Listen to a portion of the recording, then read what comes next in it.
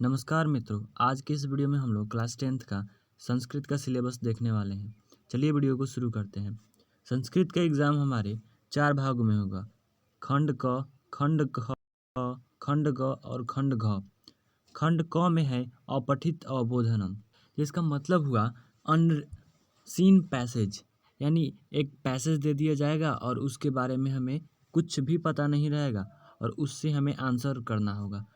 यह total 10 mark का है। खंड ख में है रचनात्मक कार्यम, यानी कि सेंटेंस बनाना, यह 15 मार्क्स का है। खंड ग में है अनुप्रयुक्त व्याकरण, यानी व्याकरण से खंड ग में आएगा, यह 25 मार्क का एग्जाम इसमें होगा। खंड ग में पठित अवबोधनम, यानी जो हमें बुक पढ़ाया जाएगा स्कूल में उसमें से घ में आएगा, यह टोटल 30 मार्क का होगा। ठीक है, अब चलिए इसको डिटेल में देखते हैं। यहाँ पर हमें चार्ट के माध्यम से समझाया हुआ है। खंड क सबसे पहला है खंड क, यानी अनसीन पैसेज। इसमें एक गद्यांश रहेगा जो 80 से 100 शब्दों में रहेगा। ठीक है, इससे कुल 4 तरह के प्रश्न आएंगे। सबसे पहला है अति लघुत्तरात्मक, जिससे कुल 2 प्रश्न रहेंगे 1 मार्क का। दूसरा है पूर्ण वाक्यात्मक, यानी कि एक फुल सेंटेंस यानी फुल लाइन में लिखना है आपको आंसर, यह 2 क्वेश्चन रहेंगे 2-2 मार्क के। तीसरा है शीर्षकम, यानी इस गद्यांश के जो टाइटल है इसका केंद्रक बिंदु, यानी यह किस पर आधारित है उससे एक क्वेश्चन रहेगा और 1 मार्क का। भाषिक कार्यम, यानी कि एमसीक्यूज, इस गद्यांश से एमसीक्यूज रहेंगे। इन एमसीक्यूज को आंसर करना है, 1-1 नंबर के होगा। ठीक है, चलिए खंड ख देखते हैं। खंड ख में रचनात्मक कार्यम है। ठीक है, दूसरा क्वेश्चन है औपचारिकम अथवा अनौपचारिकम पत्रम, यानी एक इनफॉर्मल या फॉर्मल लेटर रहेगा, उसमें फिल इन द ब्लैंक्स करना है। टोटल 10 जगह हमें रिक्त स्थान को भरना है और 1 जगह हाफ मार्क का होगा। टोटल ये 5 मार्क का दूसरा क्वेश्चन होगा।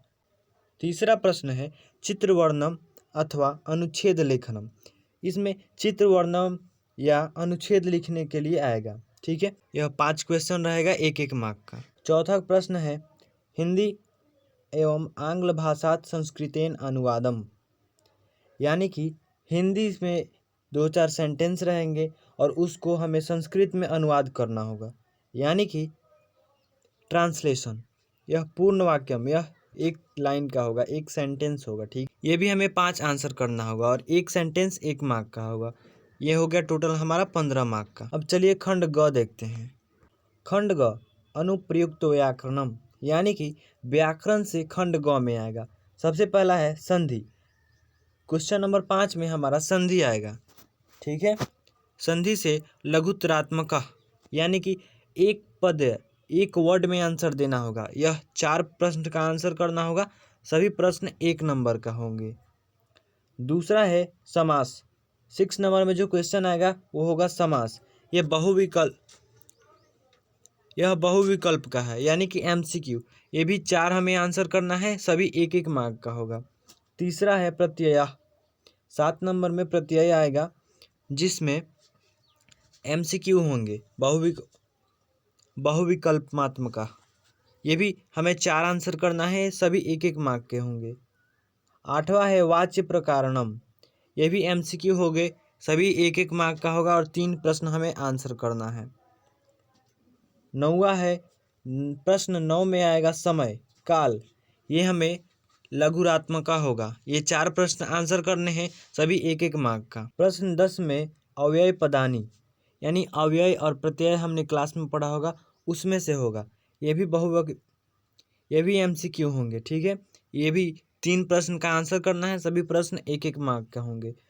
11वां है संशोधन कार्यम, यानी अमेंडमेंट, सुधार करना है। सेंटेंसेस रहेंगे, एमसीक्यूज होंगे और उसमें से बताना होगा कि कौन सा इसका सही है। ये 3 प्रश्न का आंसर करना होगा, सभी 1-1 मार्क के होंगे। ठीक है, अब चलिए खंड घ देखते हैं।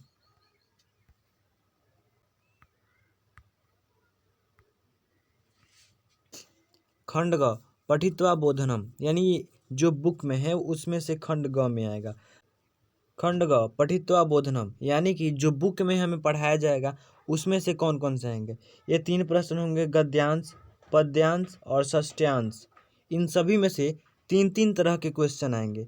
सबसे पहला अति लघुत्तरात्मक, यानी एक वर्ड का आंसर रहेगा, जो हमें 2 प्रश्न को आंसर करना होगा उनमें से, और सभी हाफ मार्क्स के होंगे, यानी 1 नंबर का 2 प्रश्न होंगे। ठीक है। दूसरा है पूर्ण वाक्यात्मक हो, यानी कि एक सेंटेंस में हमें इसका आंसर लिखना है। ये 2 क्वेश्चन होगा 1-1 मार्क का। और उसके बाद है लघुत्तरात्मक हो, यानी 1 से 2 वर्ड में हमें इसका आंसर करना है होगा, यानी 1 से 2 वर्ड में इसका हमें आंसर करना होगा, और ये 2 प्रश्न का आंसर करना होगा, दोनों 1-1 मार्क का होंगे। ऐसे ही ये सभी होंगे। ठीक है। प्रश्न 15 में है प्रश्न निर्माणम, यानी कि हमें सेंटेंस से प्रश्न निर्माण करना है, यानी कोई सेंटेंस होगा, अब उससे प्रश्न बनाना है। जैसे कि राम आम खाता है, अब प्रश्न बनेगा राम क्या खाता है। अब ये सभी आपको करना है संस्कृत में। ठीक है। ये 4 प्रश्न रहेंगे 1-1 मार्क के। प्रश्न 16 आएगा अव्यय अथवा भावार्थम, यानी अव्यय और प्रत्यय हमने पढ़ा होगा और उसका भावार्थ लिखना होगा। इसमें से 2 आएगा, या तो किसी वर्ड में कोई वर्ड होगा और उसका अव्यय लिखना है, या फिर किसी 2-4 लाइन रहेगा और उसमें हमें भावार्थ, उसका अर्थ लिखना है। ठीक है। यह भी पूर्ण वाक्यात्मक इसका भी आंसर हमें 1 लाइन में करना है, और ये 4 प्रश्न होंगे जिसमें से सभी 1-1 मार्क के होंगे।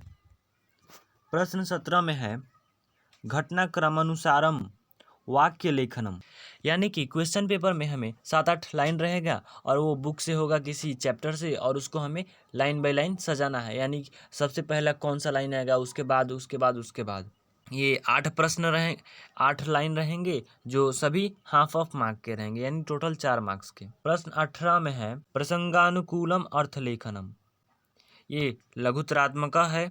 ये 3 प्रश्न रहेंगे 1-1 मार्क के। ये इस तरह हमारे टोटल हुए 30 मार्क्स के। ठीक है। आवश्यक सूचना, अभी आपने संस्कृत का सिलेबस जो कुछ भी देखा उस सभी को हमारे इस चैनल पर पढ़ाया जाएगा और आपको प्रोवाइड किया जाएगा। अगर आप भी चाहते हैं संस्कृत में अच्छा मार्क्स स्कोर करना, तो इस चैनल को सब्सक्राइब करें।